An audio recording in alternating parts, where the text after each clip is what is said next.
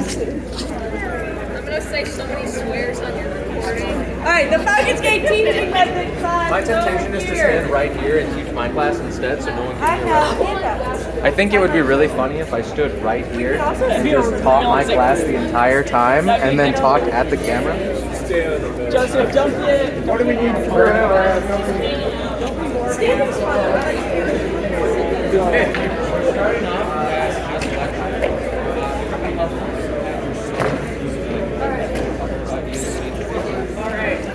like I don't know if anyone else is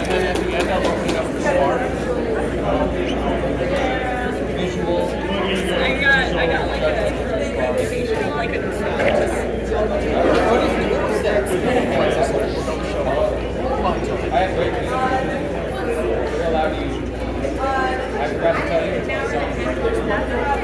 I went into that meeting and we're good. We're in the exception. Okay, good. They're getting out of this society. I know.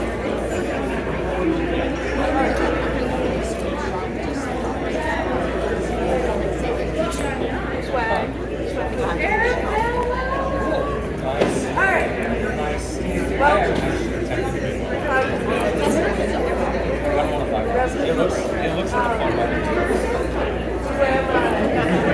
What is my 2 team experience? Why did I tell you about this? Before I did the SCA, I worked at a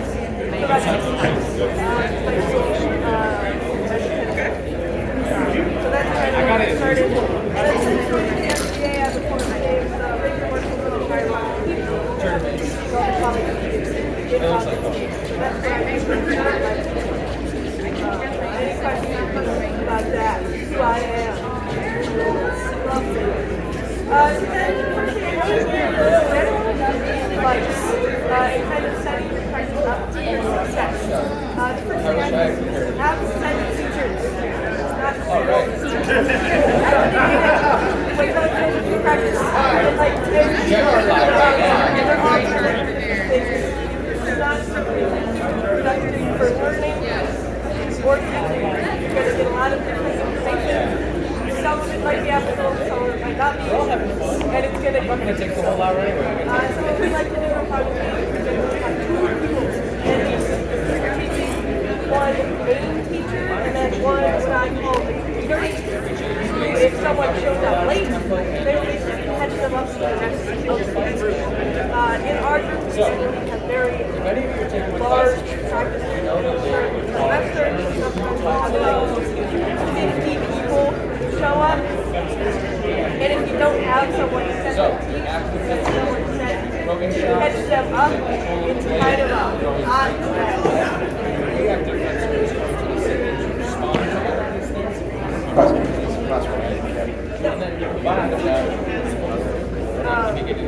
So yes, I highly recommend having one person set to be the main teacher and then at least one person set to be a reader because people will always show up. You may have asked yourself, how does it and then the second thing I have on here is to have a goal for your first practice. Want to have somewhere that you want to be by the end of practice. It doesn't particularly matter if you actually get there, but you should have somewhere that you want to end up. So at the end of the Falcons game practice, after our first practice, hypothetically, if all goes well and someone reads the rules, they should be able to use an authorization after our first practice. They should be able to spar safely is our goal after our first practice. Which sounds like a lofty goal. I know some people are like, you need more than one practice to authorize. I think it's safe you can authorize. And generally, someone spar safely one practice. That does highly depend on the person. We have a little bit of a different population. College students. We have a lot of vaguely athletic.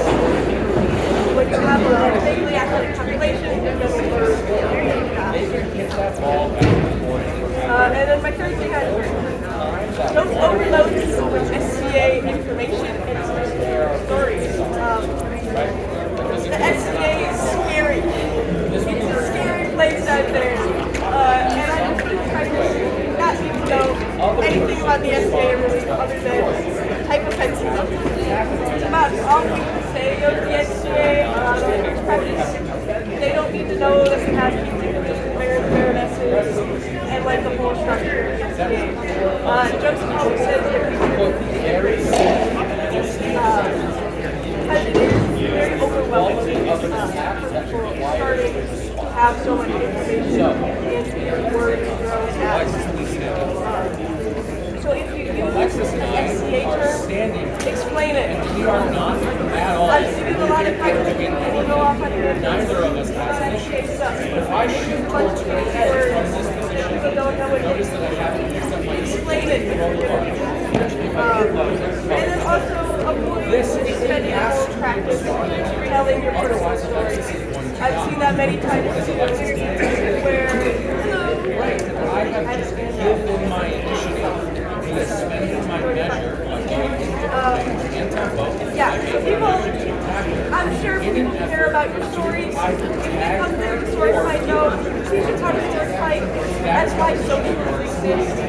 So you can help with your story after you teach them how to sword fight. And then number 4, the essay isn't going to be for everyone. We're very welcoming, we're very some people want to crowd on it and crowd on each other. It's not really what we do. If someone comes, they're like, I really want to do long swords. I'm generally going to go, cool, we do some long swords. If you really want to do long swords, I suggest it's okay to send someone kind of to a different group if you think that it's going to be a better fit. Excellent. Some people love yes, say something because you do have to kind of be okay with wearing specific clothes and having education and stuff, and that's just not going to be for everyone. Notice that I beat And if it doesn't seem like it's for someone, that's okay. It's okay to recommend other things to people. So I like to go to my area, so if someone's like, I really like fantasy stuff, and I don't want to get super hard. I'm like, great, you can try this art instead. I'll still teach them SCA stuff, and I will also give them another option. Since sword fighting is important, I would also give them sword fighting, even if it's not our type of sword fighting. And then the next one here, this is probably the faculty specific, but we get a lot of people there who want to spar their friends. If someone shows up and they're like, I just want to spar my friend today, that's perfectly fine. Let them spar their friends. If they are sick, I always have to spar experienced people first before they spar another person. Otherwise, it would be very unsafe. But if someone wants to spar their friends, let them. That's like the main reason that you go out. I know about where they go out. I'm like, I'm a sport, you're not safe. And then the next thing I think is kind of hard to do. Have to be loud. Even if you are not naturally loud, if you're teaching a large group, you kind of got to suck it up and talk louder. Because if people can't hear you, they don't know what the heck you're teaching. It's also okay to kind of shush people. I don't actually go like, you do it nicely, but if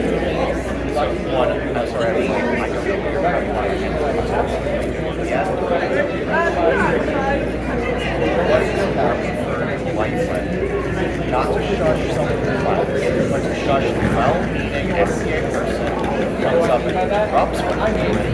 Because they finding like Alexis, you're not teaching my daughter.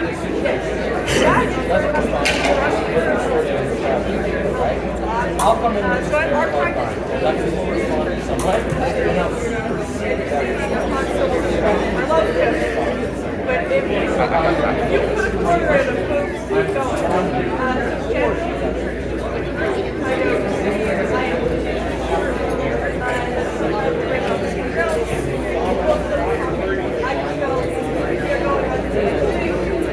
One of those items that you should really focus on. Make a shot, have an opponent respond to it, Even gentle and kind. One way to also make sure people don't talk over you is to which is like teeter tapping stuff. So if I'm talking like this, then I might talk like this if there's like a tense conversation happening. Because again, if I have like 50 people that I'm I will be the now. then we're at the next thing. The next thing I hear is also marketing. But I highly recommend the marketing class. We generally do it once a semester. So twice a year, basically. We get way more people when we market like an intro to class than when we just have a normal title.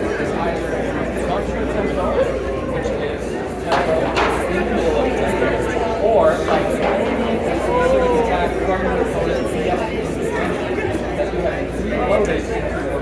so yes, marketing intro class is great.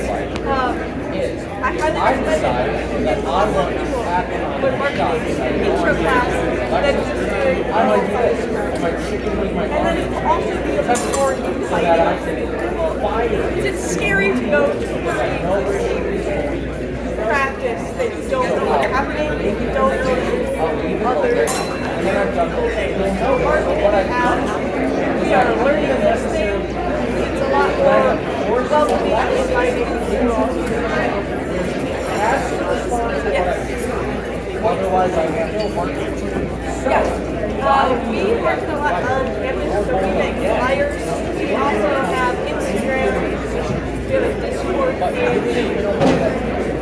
We have a TikTok, but we don't really market stuff on there. And then we also have our Pinterest. So if you're like near a university, they let anyone post posters and roast universities. Not like flyers. Generally, when we put out a bunch of flyers, we get more people. We also do engagement fairs, which are basically kind of like a demo. We have like a little fighting demo now on stage. Cool. That's a little hard to done because generally only but if you go somewhere on a college campus and fight, great advertisement.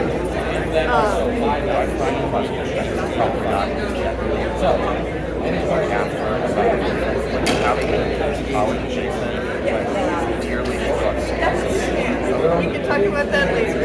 That's another large topic. And then my last one here is even if you're not teaching a class, so talk to the if you're not a teacher. And it doesn't have to be there. They are actively learning. But like doing water breaks, ask them about themselves. These are going to be your friends hopefully in the future. You want to know things about them and just know like person. It's very easy to just talk to your friends and find practice. But try to make an effort if you're not teaching to socialize with people. You're probably looking to make friends as well, of sorts. And it's scary to go up to people who are already there and talk to them for a lot of people. So as the kind of experience you I find it's kind of odd to go up to people and talk to them. That kind of makes sense. And when you're teaching, during breaks, socialize, be a person, kind of general stuff. Any questions about that stuff before we do what we actually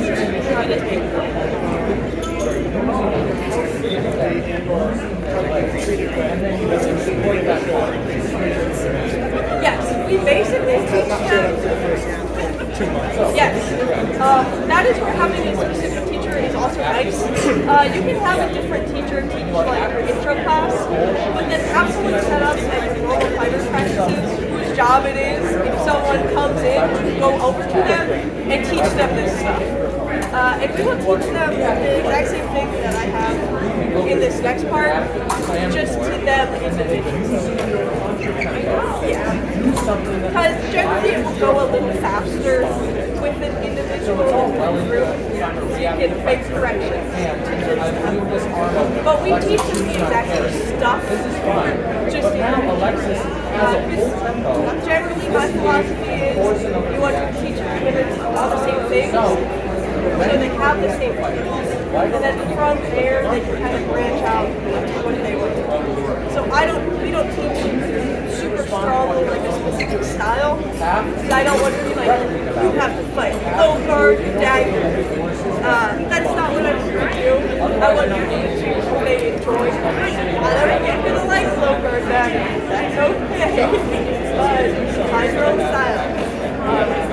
So the intro stuff is mostly just having mechanics and things, so that people can sprout off from there and explore their own.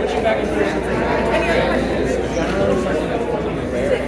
So then what we specifically teach in Falcons. So the goal of our practice, as I said earlier, is to have someone sparring safely by the end of the So generally we teach somewhere if it's an individual, sometimes it'll just take like 30 minutes, about an hour.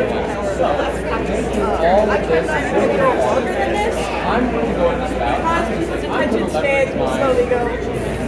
Especially college students, they can generally make it through time among the students. So I don't want my sword teaching to be longer than the general lecture. That's kind of what their attention is built towards anyway. So just play to that.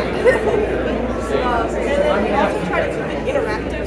Because also, if you are a college student, if you lecture to all day, you don't want to go to a hobby thing. They can lecture class, it's not very fun. So intersperse your teaching with drill and trying. Otherwise it will be boring. So we basically explain the concept, we practice the concept, and then we explain another concept, building towards it. So our practice is steps. Step 0 is introductions. It's nice to know people's names when you teach them. I give forewarning that I always forget everyone's names at the start of practice, especially on March. But I always ask people to say their names, their pronouns. I think getting pronouns is important to make the practice and then we also generally do a random fact, or if it's college students, just for the major, that's whatever college student guest, whatever. But when it happens, And then the first thing we do at our practices is we give people a sword. That is why they are there. They go, swords are cool.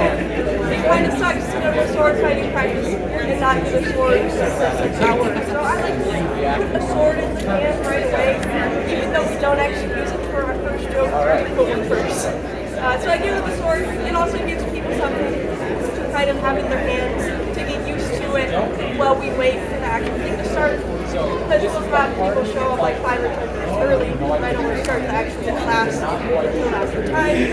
So I'll just hand them a sword and then they go, sword. And it'll teach them ways to actually start. And then after we give them the sword, I tell them to put it down. And it's a fun shtick. I go, yay, you got your sword, now put it down. And then we can I'm dramatic about it. And then we work forward. Is the foundation of fencing. So if you first, you don't know your footwork, you're going to do this. So we need a stance. You guys just understand. Our stance, I teach with our stance, so walking stance, step back, and then squat out. I've found this generally gives people a good starting position, and it's easy to explain. And then I also explain what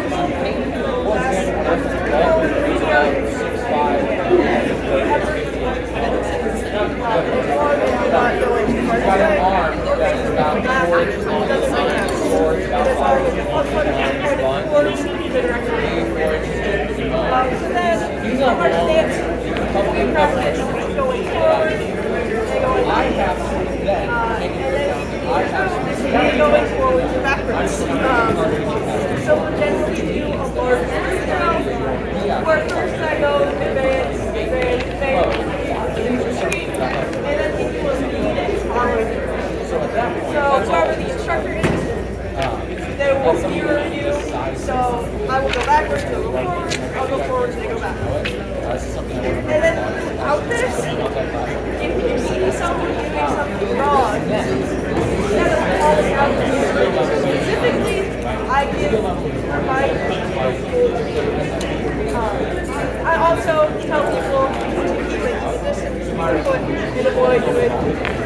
wobble when you do this. But if someone, say, is scooching their foot really far out, I tell the whole group, let's look at our feet and make sure our foot is pointing forward. And you can have the person when you say that, but address the whole. So it's less calling out the individual. Because being when you're doing something wrong in front of the group doesn't always feel pretty good. And it's also good for everyone to check their stance. So during this drill, I want to basically stop and go check your stance, make sure you have the same stance when you started, and your foot is in the direction.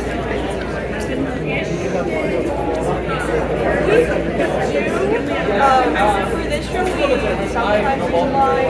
If it works out to where we have a line, I do it.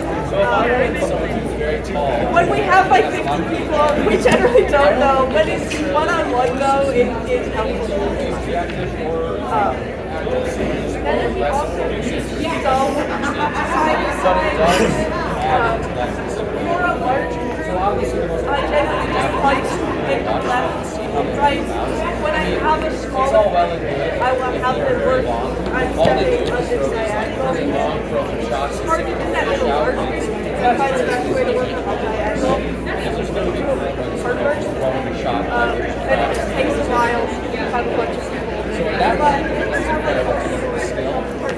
However, if I'm making these based on physicality, and that's really the only kind of type of thing I think. I'm also left-handed, so I don't put it that much side movement anyway. The most I do is one step this way. I also teach them the difference really of a defend left-handed myself, and a make sure right-handed there's person openings, for that and day. make sure I'm leaving one Because it creates adequately. any questions about that part? With balls going to go is right there in my head. And what I would do is that every time. All I would do against the wall, drop my knees and lift my butt and then launch into a flash. How tired are you? So, that worked for a really long time. It doesn't really work that well anymore. But that is generically the kind of thing that I would say. This guy's really long, this guy's really tall. I don't know how this guy fights yet. So what I'm going to do is I have to take a more reactive posture. Because I have to take a more reactive posture, I should stick with whatever posture makes me most comfortable. And most postures I find comfortable is like aggressive footwork, right? And on someone like going backwards. So I would stick to my reactive aggressive posture. Now if I got a couple of outcomes I can see they're very aggressive and all they do is throw, I might be aggressive defensive or active defensive. Where I'm provoking them to aid and trying to defend the reactive. Throw them on their body. Like type of footwork. So we have a talking section where we go over the parts of the sword. Alright, what about this initiative? We have this field for I also tell them about about the 35 blade. minutes. And that we have a rubber tip in the flash. It goes slower than that, obviously.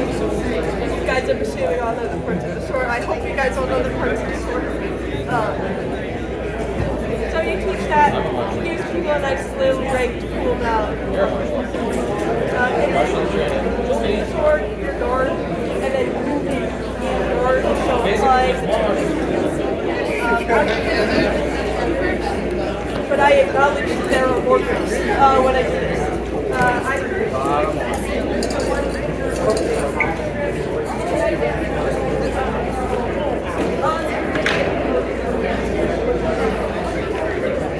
Most people find this script.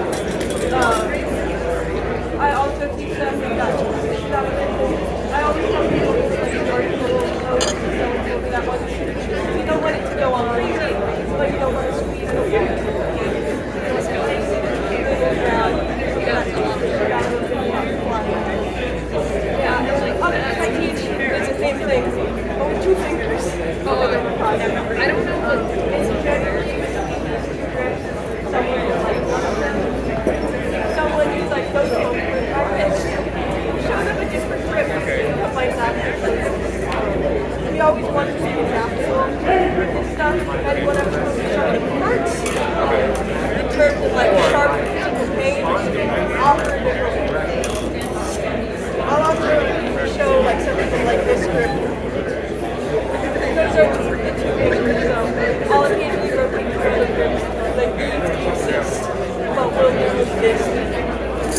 And then we have our guard.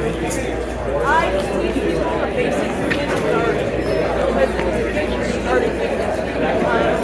Having someone start like a high guard is super tiring. Having someone start with low guard, the guard is probably going to suck. And they're going to feel very unaffected. Middle guard is nice because you feel protected and it doesn't hurt too much. So I generally teach people to have about a 6 foot from their body and to avoid chicken winging and tuck their elbow to like do a line and just go back. And then I also teach people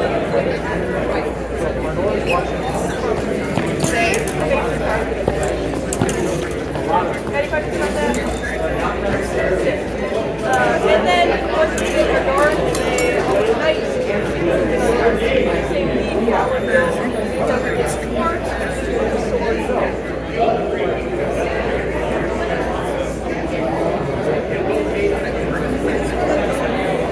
And then there's the different corrections. Again, if you see someone doing something that's wrong, try to stress the larger or you have your helper go around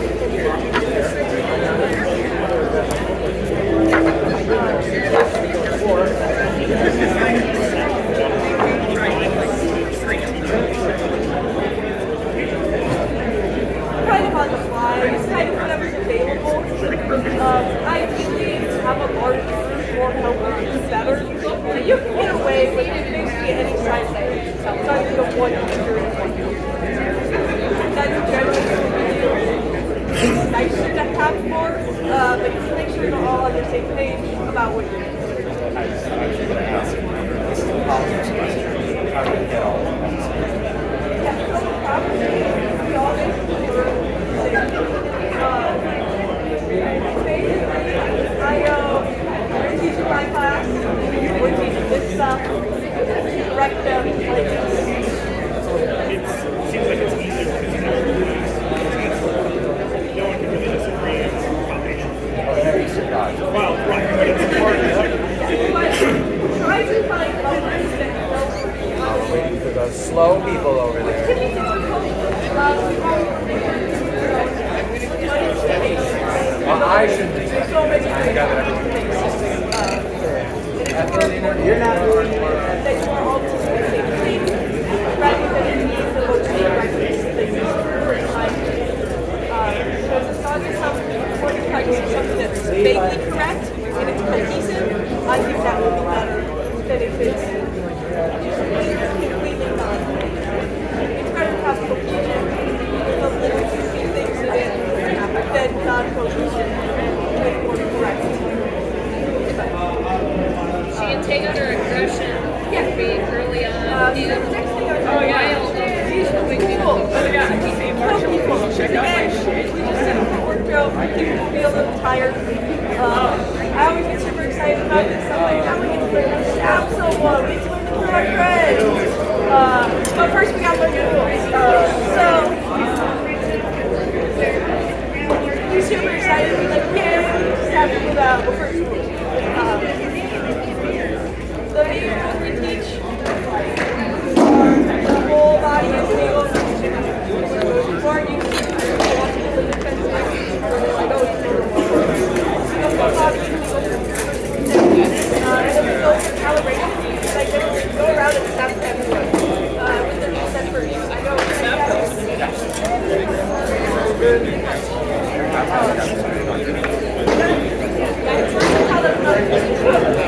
but I just go around and kind of make it less scary and stab. People understand and touch. I also just like to say you will do the harder than that. And you will do the harder than that. And okay, as long as you acknowledge it. Hard, you can say stiff, or that was too hard. So prioritize what you do to use I would have a question, allow them to talk. Not ask me. I find it kind of hard to build out of the relationships. Build, conduct themselves well in there.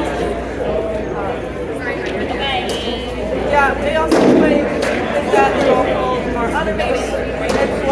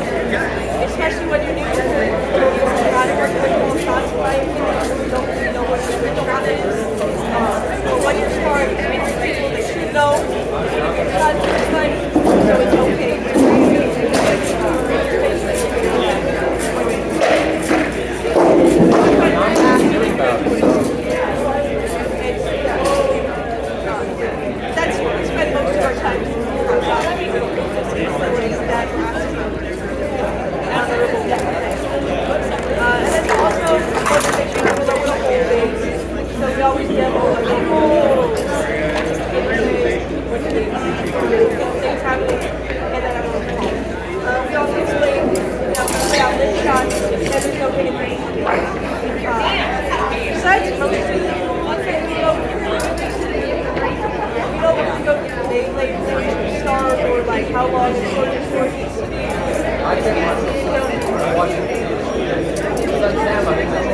Yeah, the critical eye is like able to authorize. Okay, I was going to say melee and all these.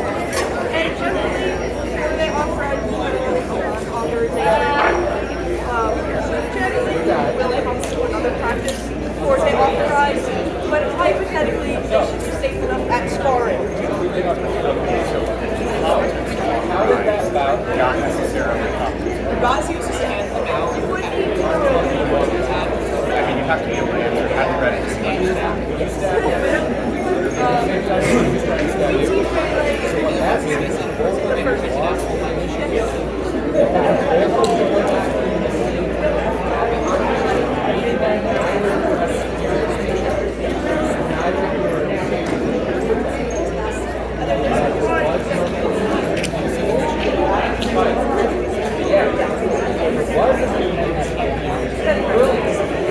Yeah, and if people are like, I'm going to say tomorrow, I will spend You attack now, just want to attack back with an attack mode. So I might be and you were here. And instead of that, putting it in your gun and keeping this nice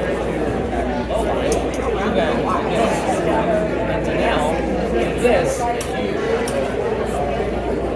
you sacrifice gave up your life by leaving your strong position in order to attack the arena. And our general population, So, in this bout, what we saw, I found out the second part of the bout, I don't know why. I Alexis Beta did not attack that she had a generally, I find in my experience, I was way more than my experience. Instead, Alexis left her here. Not always. Huh? Yeah. Both of them got Experience with your high school spots. Alexis died now. Fox now has a very long Yeah, and that's totally understandable. one more you guys are It's also highly dependent on the I find that all that practice, some and I understand both.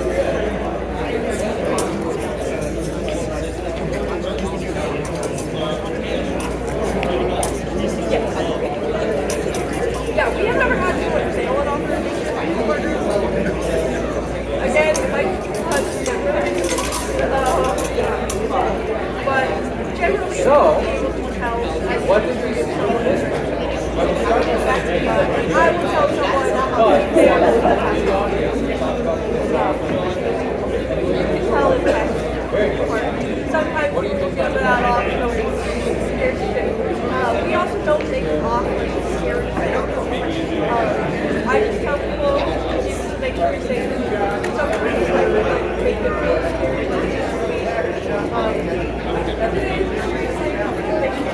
But it's not like we're testing and I feel like some people get into like I need to do this like and it's no That's exactly what Alexis did. Is Alexis knowing the numbers of that? and if I were a bunch of people like, I want to fight tomorrow, I would probably Through an attack that was not and then next thing we're having someone. And then what Alexis did, Woohoo! I get super excited. put herself It's here. funny part. Now, if you're here In this position, Trust me, one. if you stay in this position, I found that those who generally when they throw a shot don't very little risk myself and and they almost never those kind of So, in this position, I maintain my superior position. I'm forcing Danelle to react, which is what Alexis did. She just wormed her way in and then ended up thrusting. So Alexis grabbed the action pressure.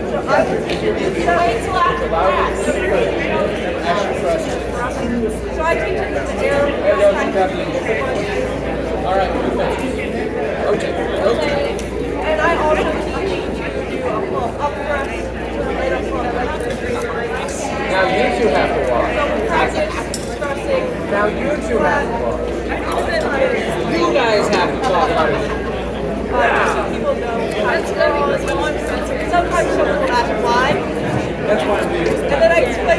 I try to do these with all my classes because it's better to see. I was worried it would be a very So I throw it. great scoring, and I was like, I need Sometimes you don't ask that, or try to explain it for later. It's fun. You don't really need to know until we There we go. Okay. after we do the first. What up? Huh? Just a regular map. Make sure to watch this map and tell me what you guys see initiative-wise. I found that because Okay. Pop your tops, we'll talk about this. like I was so foot, other back foot, pull up, but you want to do a lot of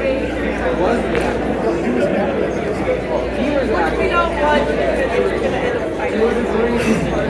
up fighting. I think you could argue this one either way because what Justinian did was he forced a gain on initiative by putting himself in a superior position but disengaging the girl. So that doesn't make it continue about you were able to see because that was your first action. I also tell people that it's not as effective as I've given.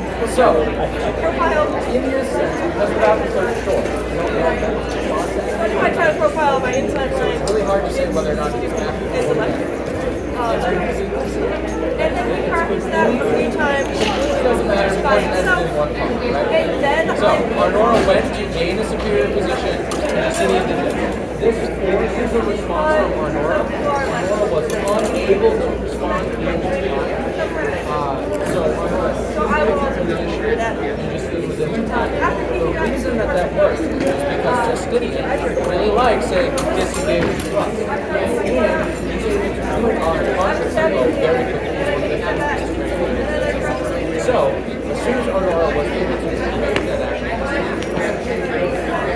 that stole that Arnora was trying to get away with it. And you basically find what you're Alright, tops down, round two. So try to do that a couple of times. So people can have if you want to, you can also do a similar one but where people will walk up and stop when they get there and throw it. I don't always do that, but it's a good one to get through. Any questions about that? Okay, now, what did you see?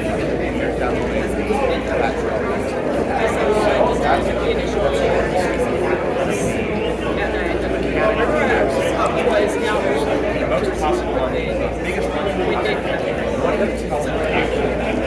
After learning that he really likes those contracts, Arnora was not expecting those contracts before. So Arnora was able to use the plan for those contract tempos and try to take away that initiative, assuming that he could mitigate on those contract tempos. What ended up happening is Arnora aggressively Justinian was able to Barely hit that. himself into a superior position in what was ongoing season because Justinian was responding 1 to 1 instead of 1 Oh, like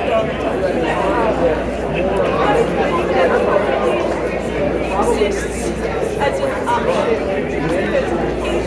But we're responding 1 to 1.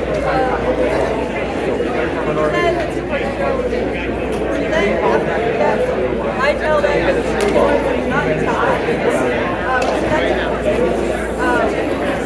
We've taught her different ways past having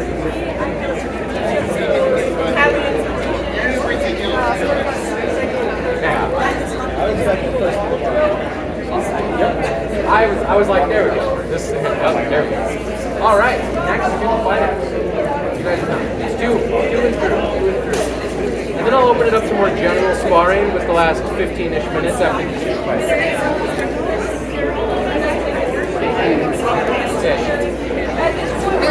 That first one, I was like, I knew what I was going to do. She's good, so you can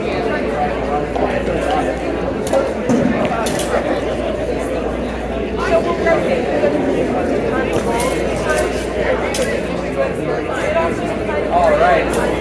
Pocket chops.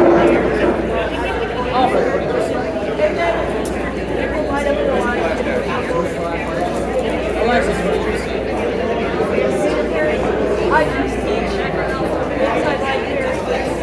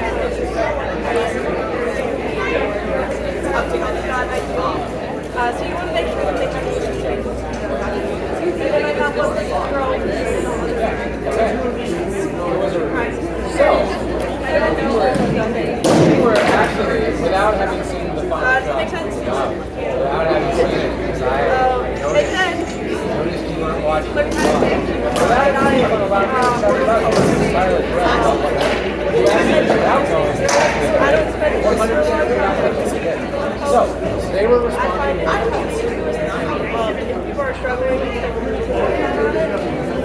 basically you do the parry. So, we'll do that. what that looked like from normal standpoint, passing initiative back and forth. Ethelina attacked, Corin responded. Ethelina attacked, pulled back, Corin responded. Post which Corin then didn't respond to. Because Corin And then the last thing that I'll do Ethelina removed and back low. So what happened was, when we traded the initiative back and forth, this is running short on Corin used that initiative on the second shot and did not react to what Ethelina was doing and did not take the initiative back to them. So I wasn't keep it and eventually so we're passing our initiative back and forth. when you teach At one point, Corin cast it, but then didn't react to what Ethelina was doing. So Ethelina was able to use that initiative to go really far. So pass back on. So when you Do another one. And all of you better be watching this one. I swear to God. and then the This is the last one will be related. Highest retrograde, right?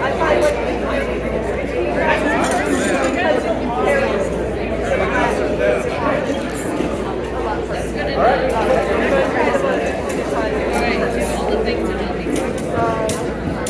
And then the disengage. First, I show people kind of hard on the other bit, kind of intuition.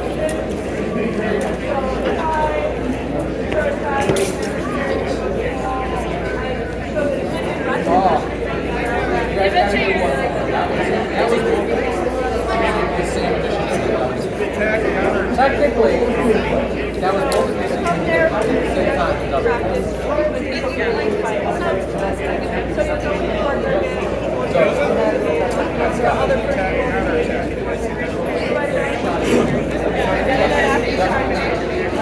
Corin got hit in the arm, importantly. However, that's still back there. So,